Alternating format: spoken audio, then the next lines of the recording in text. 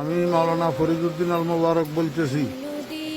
আমার মাদ্রাসা উত্তর হরিপুর জমিরিয়া মাদ্রাসা, বাংলা বাজার, ছাগলনাইয়া, ফেনী সম্পূর্ণ পানির নিচে নিমজ্জিত।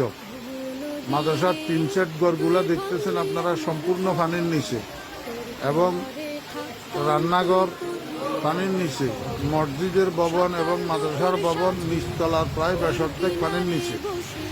মাদ্রাসার নিচে নামলেই অঠাই পানি, যেখানে ছাত্র শিক্ষকদের মাথার উপরেও 1 হাত পানি। এমতো অবস্থায় আমাদের খাওয়া দাওয়া, পায়খানা প্রস্রাব অসুবিধা হইতেছে, খাওয়ার পানির অসুবিধা হইতেছে। আপনারা দেখেন, এই শতাধিক ছাত্র শিক্ষক মাদ্রাসায় পানিবন্দী হইয়া রয়েছে।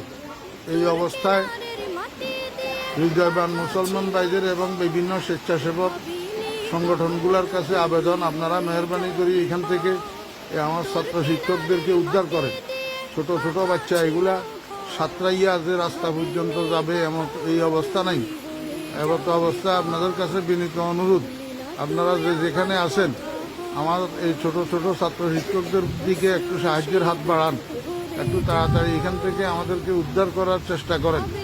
আল্লাহ পাক আমাদের সবাইকে হেফাজত করেন। আসসালামু আলাইকুম ওয়া রাহমাতুল্লাহ।